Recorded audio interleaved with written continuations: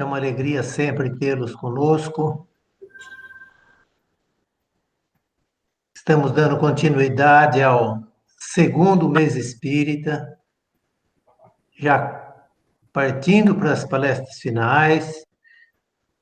Experiência muito boa, formato agora virtual, isso para nós é uma novidade, mas foi muito bom, né, como experiência.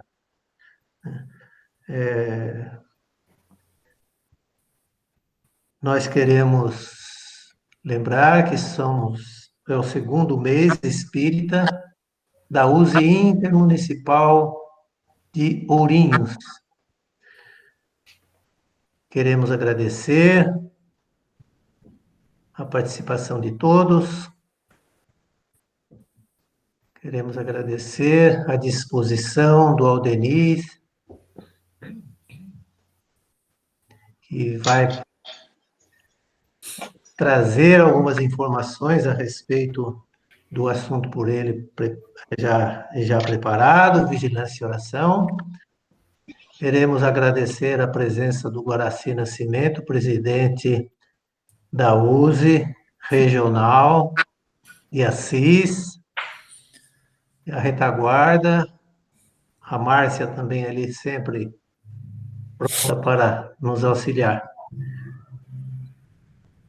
Nós vamos solicitar, então, para que a dona Maria Eunice faça a prece de abertura, em seguida passe para a Luciana fazer a apresentação, tudo certo, Luciana? E depois a gente abre a palavra para o orador da noite, né? Para o Aldenir, que vem nos presentear, né, com a sua fala. Então, dona Maria Eunice, por favor. Queridos amigos, Jesus, que a sua doce paz envolva nossos corações agradecidos por nos reunirmos em seu nome e buscarmos a luz que liberta nas pérolas do Evangelho. Que o amparo divino recaia sobre o palestrante da noite, Dr. Aldenis Leite, sobre toda a família humana e sobre cada um de nós. Que assim seja. Boa noite a todos. É com imenso prazer que eu apresento o Aldenis. Foi um palestrante que, no início do meu conhecimento da doutrina, tive o prazer de ouvi-lo diversas vezes, muito instrutiva as suas palestras. Dr. Aldenis Leite da Silva Júnior, ele é um psiquiatra, ele é trabalhador da Associação Espírita Beneficente Dr. Bezerra de Menezes, que fica na Penha, lá em São Paulo. Quem convive comigo já ouviu eu comentar bastante. Também é comunicador da TV Mundo Maior, no programa Jesus e os Loucos. Doutor Aldenis, as palavras são suas. É um imenso prazer tê-lo conosco aqui em Ourinhos.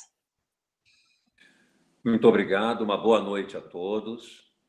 Que Jesus nos envolva na sua paz, na sua luz, na sua misericórdia. Minha gratidão em poder estar aqui, junto de vocês, nesse momento que certamente é singular.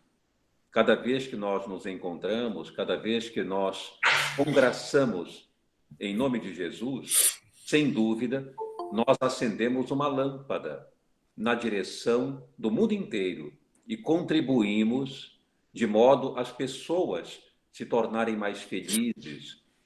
E, em relação ao tema de hoje, não será diferente. Todos nós aqui unidos teremos essa possibilidade de aprender um pouco mais.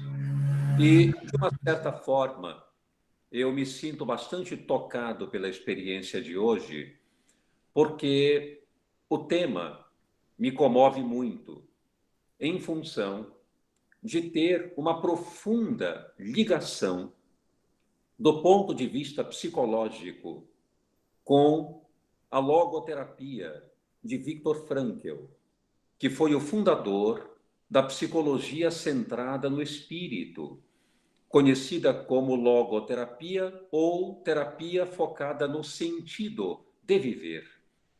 E Jesus, como o psicoterapeuta excelente de toda a humanidade, veio nos trazer aquilo que ficou conhecido como a boa nova ou a boa notícia, o seu evangelho, que na verdade é a apresentação da área espiritual profunda que todos nós temos e conhecemos tão pouco. Nós conhecemos tantas dimensões da nossa estrutura, tanto individual quanto coletiva, e, no entanto, essa área tão especial, única, que foi denominada de área espiritual. Essa área nós não temos tanto acesso, nós não procuramos identificá-la de modo significativo.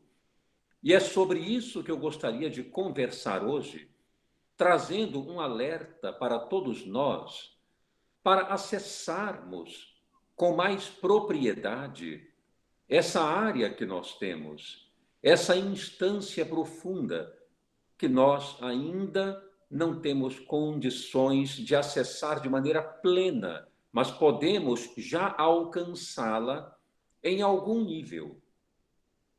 Certa vez, Jesus teve a oportunidade de dizer que nós deveríamos, antes de tudo, buscar o reino de Deus e sua justiça.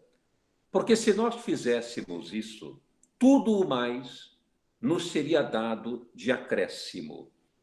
Ele quis dizer, portanto, que o reino de Deus é justamente essa área que nós não temos tanto acesso, a área espiritual, a área dos valores nobres, do germe divino que habita em nós, e temos tanta dificuldade de identificá-la, acessá-la, procurá-la e utilizá-la em prol de nós e das demais pessoas. Para isso, explorando esse tema, vigilância e oração, eu quero trazer a passagem que justamente se identifica com o tema proposto, que é aquela em que Jesus, deixando a reunião com os discípulos na ocasião da Páscoa e dirigindo-se para o Jardim das Oliveiras, lá chegando, ele estava em profunda angústia. É natural. Logo mais, ele iria passar por algo extremamente agressivo, violento. É claro que ele, como um ser humano, naquele momento, estava tenso, ansioso, seria submetido ao escárnio, ao abandono e à solidão de todos que ele amava, para encontrar os momentos derradeiros da sua existência junto conosco neste planeta. Então ele estava muito angustiado, muito ansioso. Reuniu Pedro, Tiago e João. Conduziu-se com os 3 discípulos para uma área mais interna do jardim, enquanto os demais ficaram do lado de fora. E ele disse para os 3: a minha alma está em profunda angústia, está tomada de tristeza, e eu peço que vocês permaneçam comigo. Velem comigo esse momento tão difícil. E pediu a eles que se recostassem e orassem, porque ele faria isso mais adiante um pouco. Afastou-se aproximadamente 50, 60 metros de onde estavam os 3 discípulos e orou na direção de Deus, passando por um momento crucial do que significa o momento da nossa liberdade individual de fazer escolhas, de assumir responsabilidades e de abraçar os deveres que temos no seio do mundo que nós habitamos. Ele disse: Pai, se quiseres, podes afastar este cálice de mim. Entretanto, para essa hora é que eu vim. Nesse momento, nós podemos observar já um grande ensinamento, um profundo ensinamento em relação àquilo que faz sentido nós executarmos e aquilo que proporciona prazer de nós evitarmos. Esse foi o primeiro ensinamento no tocante à vigilância e à oração, naquilo que elas representam em conjunto, porque são fenômenos quase que inseparáveis do comportamento humano: vigiar e orar. Portanto, ele se apresentou naquele momento como um indivíduo relativamente vulnerável, mostrando a sua humanidade, o seu temor, a sua angústia. Entretanto, ao mesmo tempo, demonstrou o fenômeno superlativo da coragem de superar o seu temor, abraçando o dever do momento, dizendo: para esta hora eu vim. E depois de um momento longo de oração, retorna para os portões internos e encontra os 3 discípulos dormindo. Essa figura de linguagem é crucial, porque significa que eles estavam ali completamente desorientados, completamente distantes da realidade que em breve aconteceria, o que demonstra frequentemente o modo como nós nos posicionamos diante da realidade com que nos deparamos em relação às nossas tarefas, em relação aos nossos testemunhos. Frequentemente, nós também dormimos.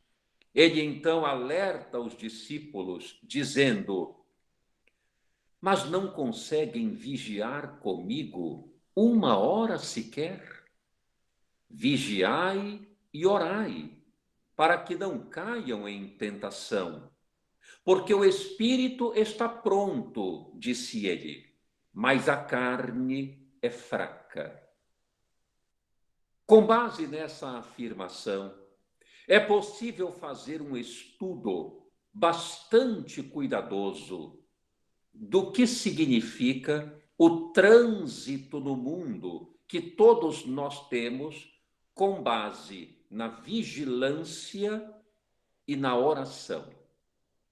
É sobre isso que eu gostaria de penetrar em um nível psicológico. Desse modo, nós vamos introduzir essa questão analisando profundamente as nossas instâncias individuais. Pensemos no seguinte: cada um de nós, como seres humanos, no mínimo possuímos 3 instâncias primordiais que fazem parte do arcabouço que nós representamos. Tirando de lado um pouco agora, porque não é tão importante, tirando de lado o elemento social, a criatura humana é formada de pelo menos 3 instâncias fundamentais. Aquela mais periférica, a orgânica. Aquela intermediária, a psíquica. E aquela mais profunda, a espiritual.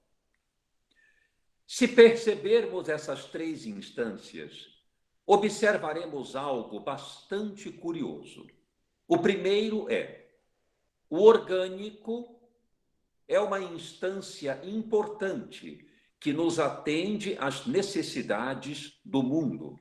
O espírito não pode caminhar por este mundo sem estar no invólucro material, isto é, em um campo orgânico constituído de trilhões de células que funcionam de maneira plenamente harmônica.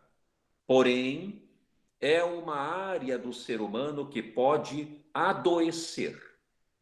Portanto, nós temos inúmeros problemas de natureza física que nós conhecemos e certamente ninguém escapa dessa situação em determinado momento da vida.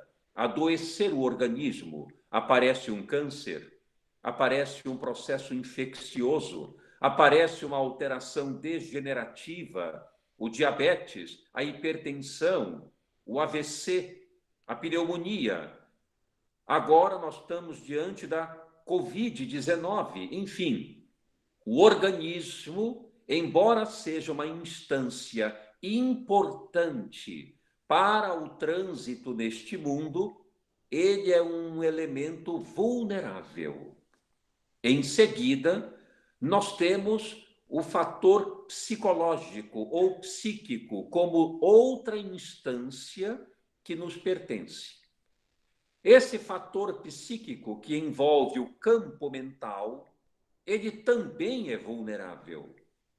Porque nós conhecemos hoje, por exemplo, a depressão, os diversos transtornos de ansiedade, a esquizofrenia, o transtorno afetivo bipolar e inúmeros outros transtornos ou patologias de que somos acometidos e que mostram que a área psíquica é uma área completamente vulnerável, que, além de ser um elemento importante, o nosso pensamento, a nossa emoção, a nossa relação com as pessoas, nossas necessidades emocionais, tudo isso representam fenômenos fundamentais para o aprendizado do espírito.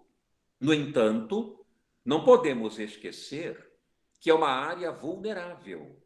A raiva, a mágoa, a tristeza duradoura, a vergonha, o medo são sentimentos ou emoções vinculadas a um nível de vulnerabilidade. Ora, isso nos causa uma certa preocupação, porque nós devemos perguntar então, qual é a área que o ser humano tem, na qual ele pode se apoiar para encontrar um nível de saúde integral, já que o corpo é vulnerável, a mente também é vulnerável, a sociedade como um todo, o social, que não citamos aqui, mas vamos apenas encaixá-lo, dizendo que ele também é vulnerável, porque as guerras, as desigualdades, as relações sociais difíceis, a inveja uns dos outros, todos esses fatores de natureza social são vulneráveis. Então, qual é a área no ser humano que não sofre as vicissitudes constantes nessas outras instâncias? Tem que haver uma, a fim de que nós nos apoiemos para socorrer as demais.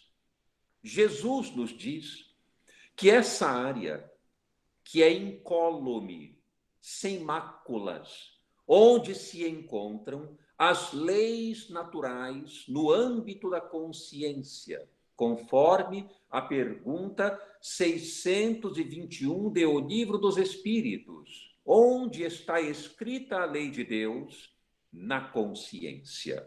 Essa área da consciência, onde se encontram as leis naturais, o germe divino, o gene divino em nós, é a área espiritual ou o reino dos céus, o reino de Deus, que Jesus nos convocou a descobrir, porque se fizéssemos isso, tudo o mais nos seria dado de acréscimo.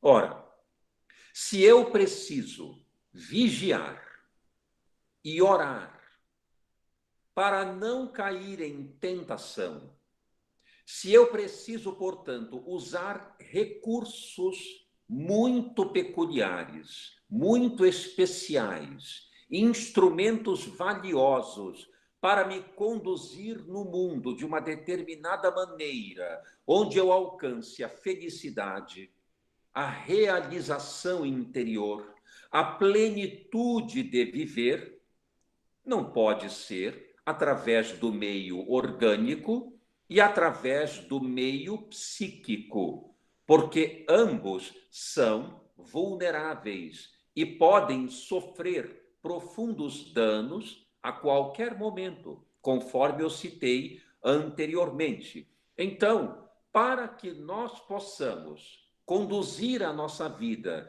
de uma maneira vigilante, cuidadosa, através de um autoexame honesto e, ao mesmo tempo, em clima de oração, é necessário que tenhamos o acesso desses instrumentos profundos que estão em nós na área espiritual.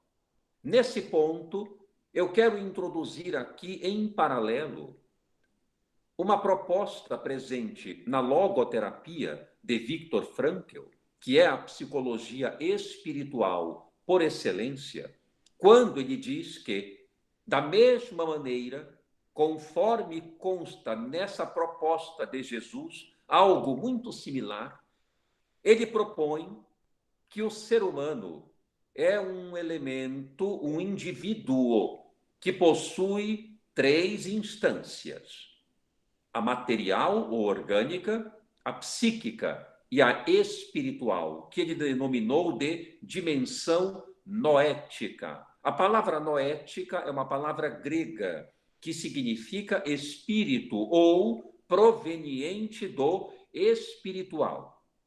Nessa área, nós acessamos profundos valores de que somos já constituídos e frequentemente temos pouco acesso. Esses valores representam a capacidade de servir, a capacidade de amar, a capacidade de superar o sofrimento e, sobretudo, dentro desses 3 fatores, a capacidade de encontrar sentido na existência. A criatura humana que não encontra sentido na sua existência não pode ter acesso ao Deus interno.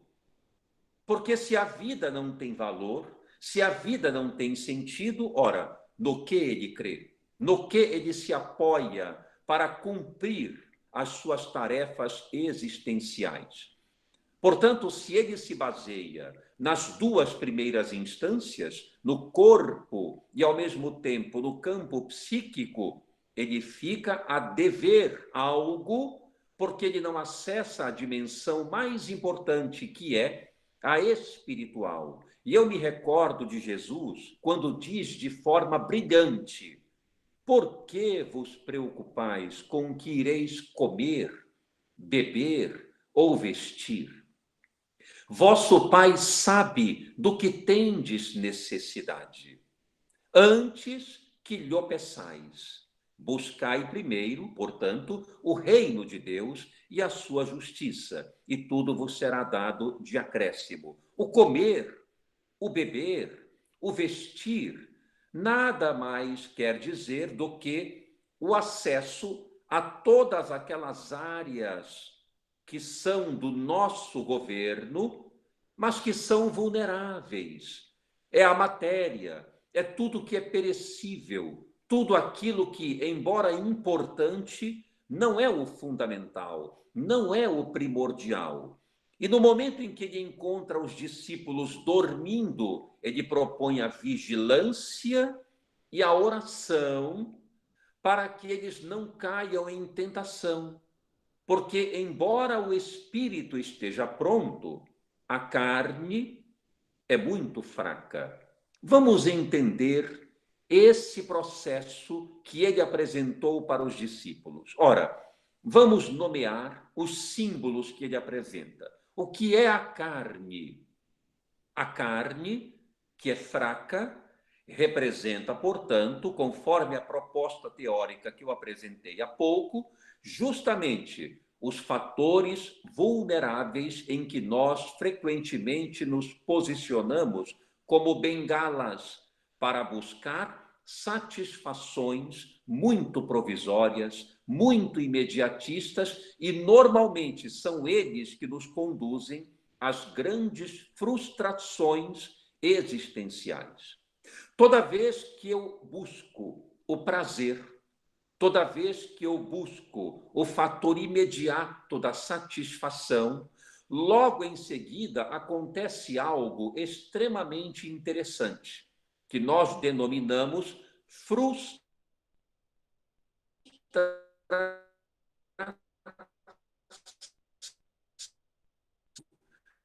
para aquilo que tem significado e valor. Normalmente, eu não experimento frustração. Ao contrário, eu experimento plenitude, realização e não sinto carências, não sinto falta de alguma coisa, eu sinto paz. Reparem, por exemplo, um exemplo muito básico que eu vou dar aqui. Nós temos um grande almoço em família. Naturalmente, é muito prazeroso conviver em família e faz todo o sentido. E aí, no momento em que nós sentamos à mesa e recebemos aquelas travessas de alimento muito bem preparadas, ficamos emocionados, ficamos salivando, e aí então assaltamos a mesa. Depois do almoço, o que acontece? Sobrevém aquela lentidão, sobrevém aquela frustração simbólica e logo dizemos assim: nossa, como eu comi! Não consigo nem sequer levantar daqui, estou até passando mal de tanto comer. Porque quando nós nos dirigimos para a satisfação do orgânico, logo em seguida sobrevém um nível de frustração resultante da nossa ação em busca daquele prazer específico. E, ao mesmo tempo, mais adiante, passaremos pela mesma experiência de carência. A fome voltará. Por isso, Jesus disse: quem beber da água que eu lhe der, nunca mais voltará a ter sede. E ninguém compreendeu.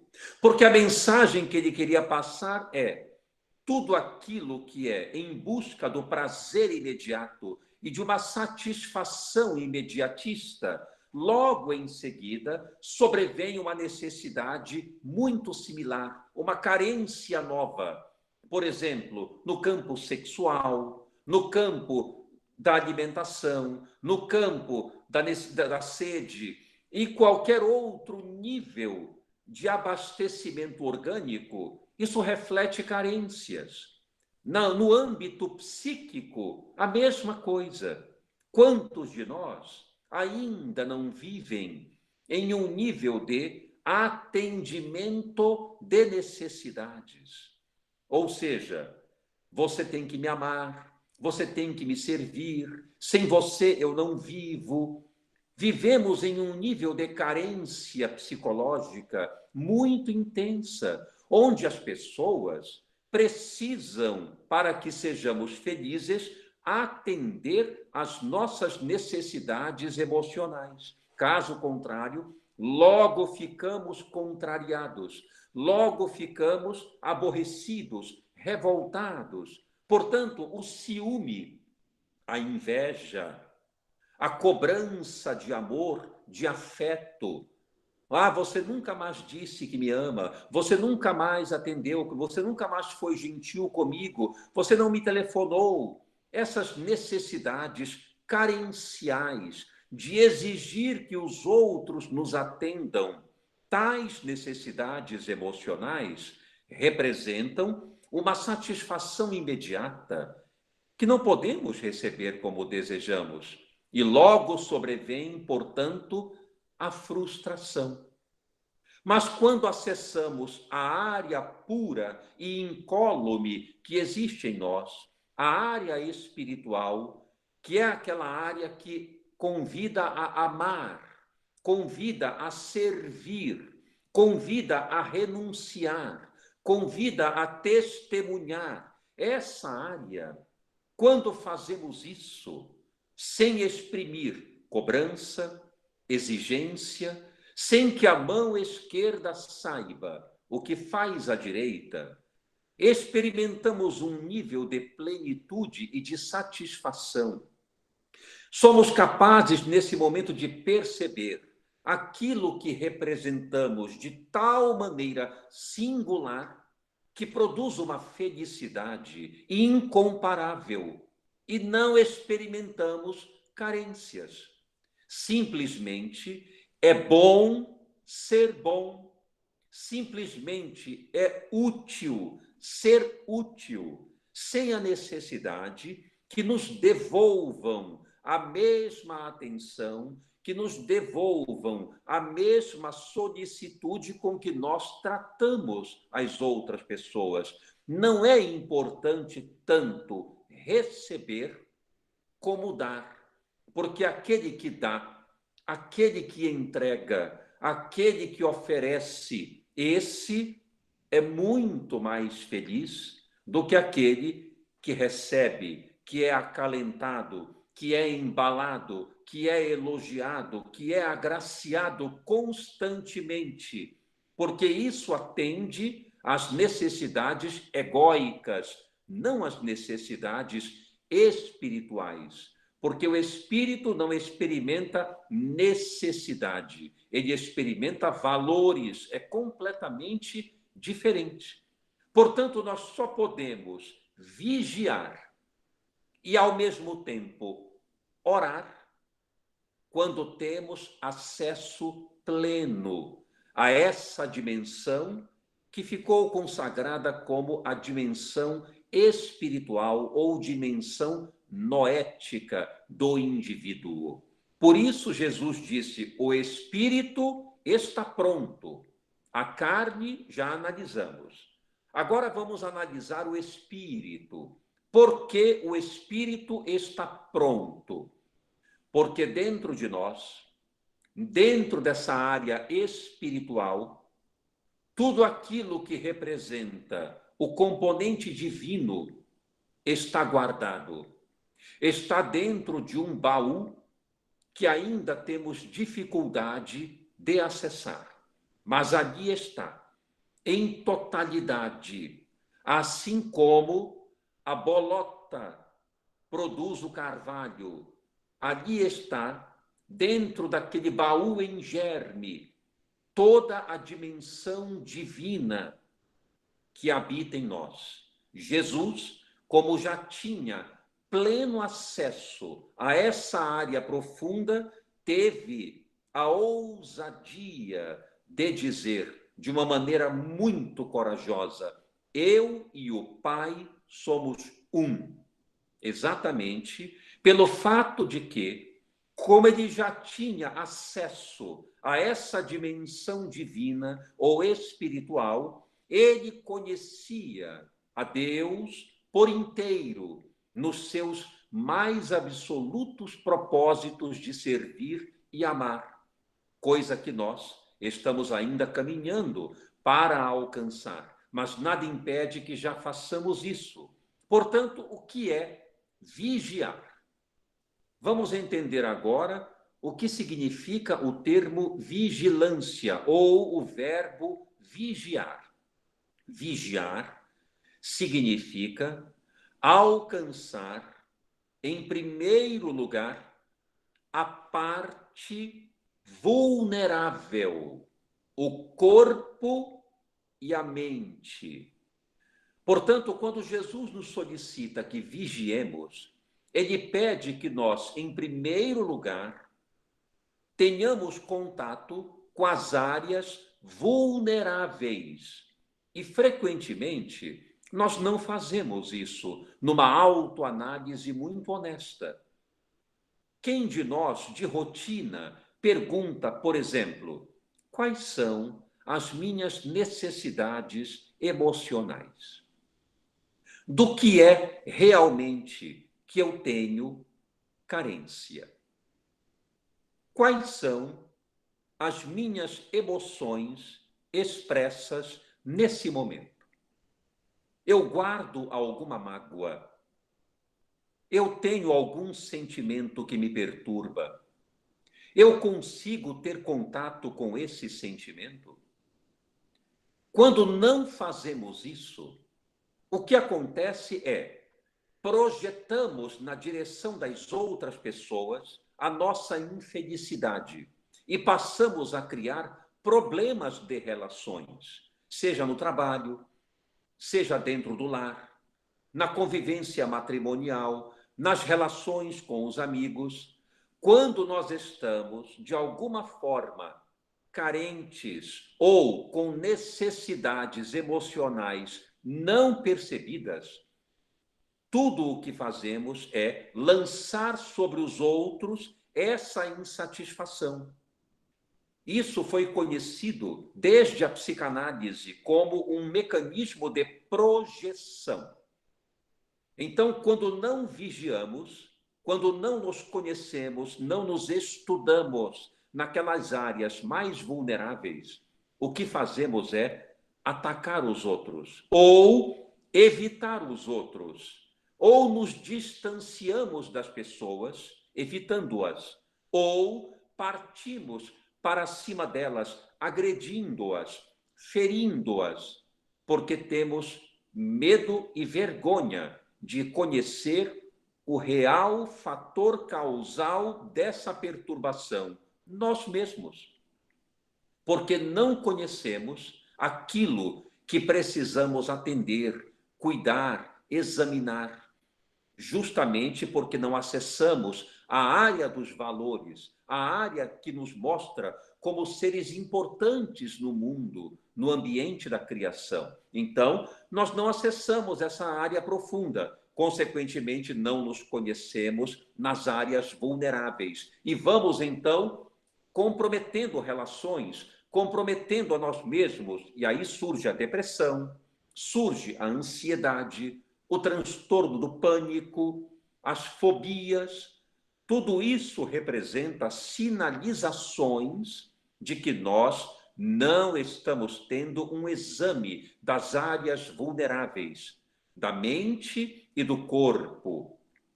Sendo assim, vigiar significa examinar pensamentos, examinar emoções, perceber o nosso modo de funcionamento no mundo, perceber quais são as necessidades orgânicas em vários âmbitos, a fim de que elas não assumam controle.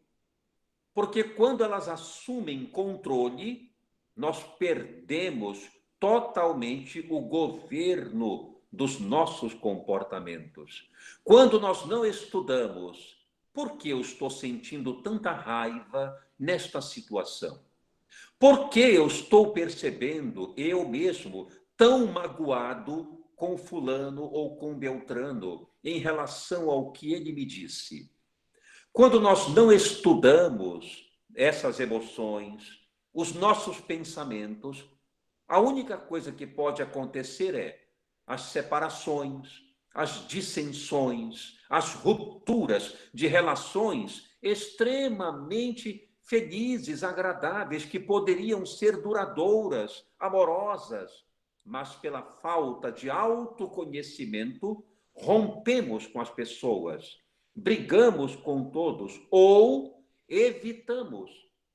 Quantas pessoas não pensam, por exemplo, eu sou um fracasso, eu não dou conta, eu não sirvo para essa tarefa, eu não mereço ser feliz. Eu escuto isso em âmbito de psicoterapia todos os dias. Pessoas que não conhecem suas necessidades emocionais, físicas, não respeitam estas dimensões, têm vergonha do que sentem, do que pensam. Consequentemente, há um desgoverno em todos os âmbitos da existência dessa pessoa. Ela convive mal em família, ela convive mal no trabalho, tudo ela suspeita, ela desacredita em si mesma, enfim, ela vive um caos existencial. Consequentemente, entra em ansiedade, entra em depressão, entra em um estado de melancolia profunda, porque parece que a vida não tem sentido, não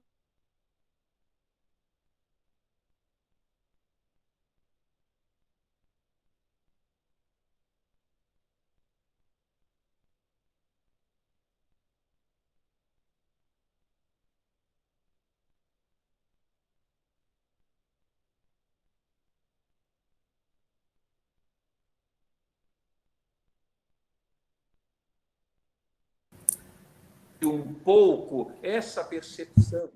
Reavalie o modo como você vê a si mesmo, vê as pessoas, vê o seu futuro, vê o mundo. Quantas pessoas dizem, por exemplo, o mundo é um lugar tão perigoso. As pessoas não são criaturas confiáveis. Recentemente, de modo muito curioso, eu escutei de um paciente a seguinte frase. Ele disse para mim: o senhor é espírita, não? Eu disse: sim, eu sou. E ele disse: pois eu tenho algo a lhe dizer. Deus não é perfeito. Eu disse: ah, não, não. Eu disse: por que não? Porque ele cometeu o erro mais crasso que ele poderia cometer: confeccionar o ser humano. Vejam que afirmação impressionante. Para esta pessoa, o ser humano é o atestado da imperfeição divina. Por quê? Porque é uma pessoa que não confia nos outros. É uma pessoa que foi ferida lá no seu passado por alguém que ela amava muito. E a partir de então, rompeu com o mundo, com as pessoas e com Deus, rasgando-se interiormente para o contato com os outros. Criou uma ruptura, uma cisão com o mundo, e para ela o mundo é um lugar hostil e as pessoas são rudes e não confiáveis. Ora, a vigilância que Jesus nos pede para ter é justamente isso, para que não caiamos na tentação de nos equivocarmos, seja em relação a nós ou em relação ao mundo e às pessoas. Porque nós somos criaturas aprendizes no mundo, assim como os outros, e todos merecem a extensão do nosso afeto, do nosso aperto de mão, do nosso carinho e da nossa confiança.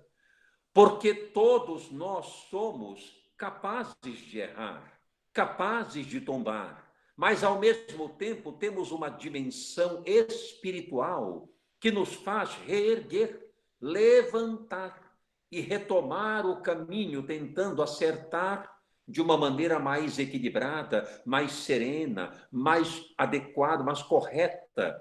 Essa dimensão do espírito, quando acessamos, nos faz levantar, assim como o filho pródigo, que pede a herança do pai e entra em derrocada existencial. Perde tudo, mas, num dado momento, ele acessa a zona espiritual dos valores e diz: levantar-me-ei e irei ter com meu pai. É o acesso a esta zona profunda, onde Deus se encontra e que todos nós temos. E aí partimos para o outro momento, que é o da oração.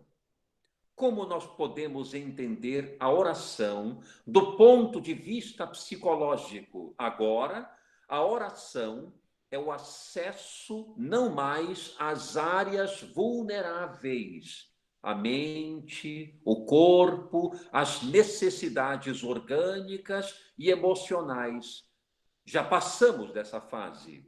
Depois do estudo que fazemos de nós mesmos, entramos em oração, isto é, saímos de nós na direção da transcendência, que é Deus, e vamos acessar agora aquilo que representa o reino dos valores. Para que eu estou no mundo? Qual é o chamado da vida em relação a mim? De que modo eu posso contribuir no meio em que eu me encontro? Quais são as minhas aptidões capazes de promover a alegria nas outras pessoas? Essa área é a área da oração, isto é, a área da transcendência, aquela que nos eleva, como o próprio nome diz, transcendente. Ela nos eleva, ela nos coloca nas alturas onde está a dimensão do Criador. É a área espiritual. Portanto, vigilância e oração caminham juntas e representam, na visão da logoterapia, aquilo que Viktor Frankl, o seu fundador, um psiquiatra austríaco, denominou de autodistanciamento e, ao mesmo tempo, autotranscendência. O autodistanciamento equivale à vigilância que Jesus nos propõe. O autodistanciamento significa o seguinte: é uma técnica poderosa de autoconhecimento, que funciona assim. Vou dar um exemplo. Quando nós vamos a uma loja comprar uma peça de roupa, o que é que nós fazemos para comprar esta roupa? Nós pegamos a roupa, queremos, por exemplo, uma blusa. Pegamos a blusa e fazemos o quê? Colocamos a blusa diante de nós, para olharmos a blusa por inteiro. O nome disso é distanciamento da roupa. Por que fazemos um distanciamento daquela peça de roupa? Porque assim podemos vê-la melhor por inteiro. Aí nós vestimos a roupa. Mas quando vestimos a roupa, isso é suficiente? Não. Nós precisamos ir para o provador e ficar diante do espelho, para que no corpo possamos manter um distanciamento de nós mesmos através do espelho, para verificar como cai a peça de roupa em nós. Vejam que, do ponto de vista psicológico, é a mesma coisa. Se nós não fizermos um autodistanciamento, isto é, sairmos um pouquinho de nós, nos afastarmos um pouco para nos vermos com mais propriedade e realidade, nunca nos conheceremos. Se permanecermos em nós, em estado neurótico, de autodefesa, de autoproteção, nunca encontraremos uma solução para os nossos problemas.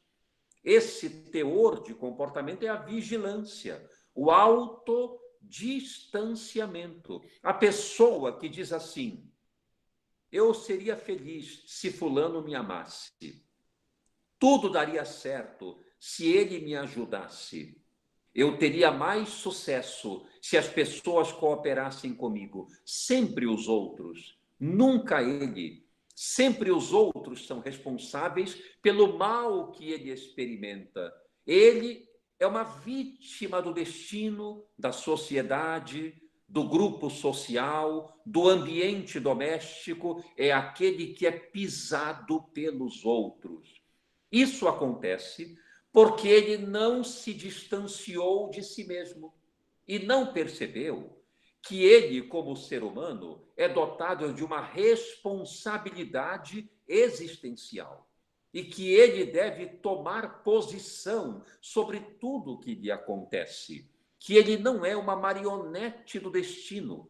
Ele é um ser que escolhe e decide a todo momento aquilo que ele será.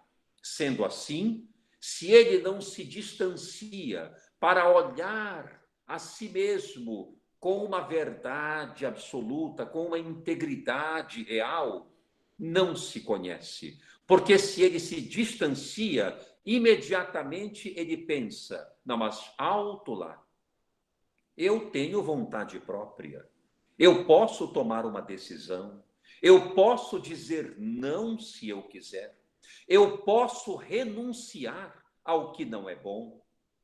Isso representa vigilância. Os amigos chegam para um adolescente e dizem: ah, experimenta este comprimidinho, esta bolinha, este cigarro. Ora, o que vai acontecer com você? Nada, vai ser divertido. E a pessoa experimenta e passa a consumir aquela droga, porque aquilo resultou num prazer imediato que ele nunca esperou.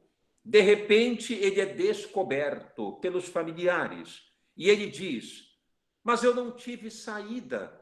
Todos estavam insistindo que eu fizesse isso.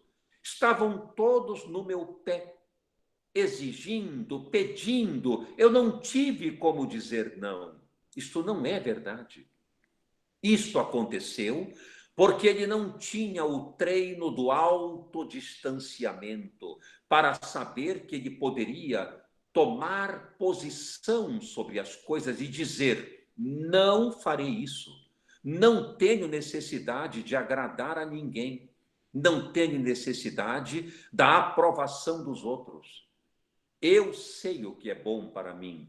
Eu escolho o que é melhor para mim, apesar de respeitar as decisões dos outros. Mas eu tenho a capacidade, como espírito que sou, de tomar posição sobre as coisas. Então, eu digo não.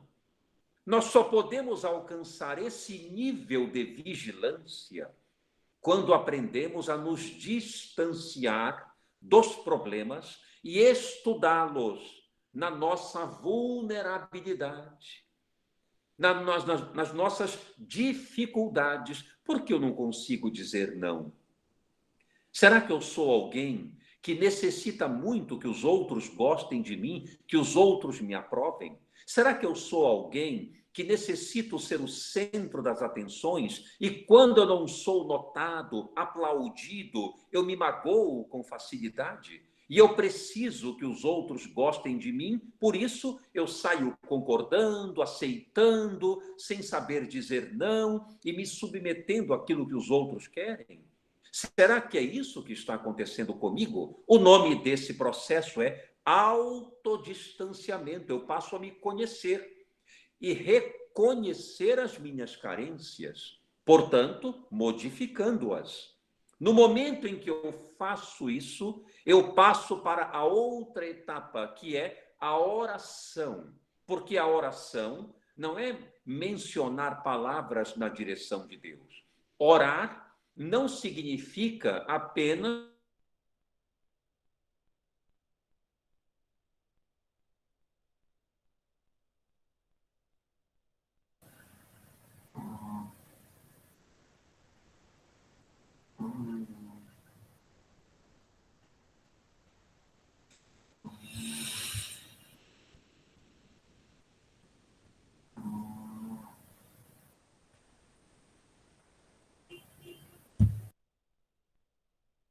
Muito bom.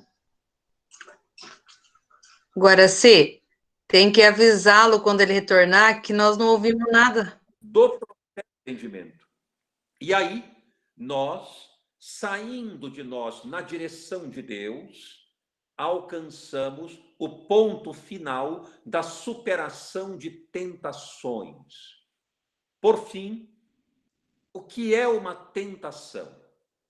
agora eu vou concluir dizendo uma definição de tentação. A tentação representa qualquer experiência que o nosso olhar pessoal define como incapaz de nós a vencermos. Isto é que é uma tentação. A tentação por si não tem peso algum sobre nós. Quando eu vou a uma festa e estou de dieta e olho aquela torta de chocolate suculenta e digo para mim mesmo, não dá para segurar. Está ali diante de mim, o que é que eu posso fazer? Quem manda o anfitrião colocar aquela beleza de torta diante de mim? Não dá para resistir. Paciência, agora vou comer. Isto não é verdadeiro. Alguém chega depois para mim e diz assim, nossa, você não está de dieta comendo este doce? E eu digo, mas olha ali aquela tentação. O pobre do doce não tem culpa de nada. Não é ele a tentação. A tentação é a minha visão pessoal em relação àquela experiência. Eu é que digo para mim mesmo, não consigo resistir. Para mim, isto está além da minha capacidade de resistência. Portanto, eu não me conheço. Eu ainda não me estudei, não me examinei. Porque se eu tivesse feito isso, teria perfeitamente compreendido que aquilo não é uma tentação. Aquilo é um emaranhado de massa, açúcar, fermento e nada mais, que se transforma em algo que a minha visão define como tentadora, não o próprio objeto, de maneira alguma, é a minha visão. Portanto, as pessoas, isso já é um recado aqui um pouco anedótico, eu já estou lançando aqui um recado para aqueles que não conseguem resistir ao brigadeiro. O brigadeiro não tem culpa. A culpa é da nossa percepção que deseja o brigadeiro. É uma necessidade vulnerável que nós não conhecemos, não estudamos. E é por isso que a gente não emagrece. A gente não emagrece porque não se conhece. Se tivesse o autodistanciamento e analisasse claramente aquilo que representa a tal tentação e disséssemos assim, eu sou um ser humano, dono de mim mesmo. Sou eu que regulo as minhas ações. Não há tentações sem que eu as perceba dessa forma. Portanto, o doce que está ali vai deixar, neste momento, de ser uma tentação. Porque eu posso sim dizer, não preciso, e não se fala mais sobre isso. Ponto final. O nome disso é autodomínio. É o acesso à dimensão do espírito que se governa, que vigiou e orou, realizando aquilo que é mais nobre, que é mais valoroso, que é mais saudável, e assim por diante. E esse fenômeno das tentações, da necessidade de vigiar e orar, está em todas as situações do nosso cotidiano. Quando ofendemos, por que nós ofendemos alguém? Porque não nos conhecemos. Não temos contato com os nossos sentimentos, com as áreas vulneráveis. Se tivéssemos conhecimento sobre o que pensamos e sentimos, dominaríamos mais os nossos impulsos e tendências negativas. Consequentemente, acessando a área espiritual, que diz, eu governo o meu comportamento e sei agora do que sou capaz. Conheço minhas emoções, conheço meus pensamentos, conheço os meus impulsos e tendências, portanto, posso governá-los, porque quero melhorar. Quem tem esse acesso profundo, certamente terá muito mais facilidade de não ofender, não agredir, não mentir, não trair, porque tem acesso tanto ao autodistanciamento quanto à autotranscendência, que é o acesso final à dimensão de Deus. Por fim, se Jesus hoje voltasse, coisa que ele não vai fazer naturalmente, porque não é necessário. O Espiritismo já veio como o Consolador prometido. Portanto, é a vinda dele novamente, não como pessoa, mas como ideia, como pensamento, como proposta indestrutível para a nossa felicidade. Mas se ele voltasse, certamente hoje ele mudaria os seus argumentos. Ele diria assim: a carne continua fraca. Entretanto, o espírito já está pronto para alçar voos incomensuráveis na direção de Deus, da felicidade e da paz. Basta que acessemos essa área nobre que ainda temos tanta dificuldade de conhecer, porque renunciar, amar, servir e saber sofrer ainda é muito difícil para nós, mas precisaremos chegar lá para termos contato pleno com o Criador. Era essa a mensagem que eu gostaria de deixar. Quero desejar a todos muita paz e o meu agradecimento por terem me escutado até o momento. Muito bom. Muito obrigado. Eu que agradeço. Alegria muito grande mesmo tê-lo aqui. A Luciana acertou, viu, Luciana? Muito bom mesmo. Parabéns. Muito obrigado, muito obrigado. Doutor, nós vamos pedir para o Vanderlei, então, fazer uma prece para encerrar. Depois a gente fica livre para conversar um pouquinho. Acredito que cada um deva querer exteriorizar aquilo que está indo, essa alegria que está indo na alma. Vanderlei, por favor. Bom, beleza. Bom, então vamos elevar nosso pensamento a Deus, nosso Pai, soberanamente justo e bom, a Jesus, nosso mestre querido, companheiro de todas as horas, companheiro nas nossas horas mais difíceis, aos amigos espirituais que sempre nos assistem, aos nossos anjos guardiões, a toda a espiritualidade que tem nos acompanhado nesse momento de paz, de luz e de aprendizado. Rogamos, Senhor, iluminar o nosso palestrante da noite, Senhor Aldenis, pela dedicação, pelo esforço, pelo estudo necessário para nos passar esses conhecimentos tão profundos e importantes, e que nós, Senhor, possamos incorporá-los em nossa jornada, né? Buscando a nossa melhora, o nosso autoconhecimento. Mestre querido, ampare-nos a todos nesse momento de transição do nosso planeta, que possamos, Senhor, encontrar a paz, o equilíbrio, hoje e sempre. Assim seja. Muito bem.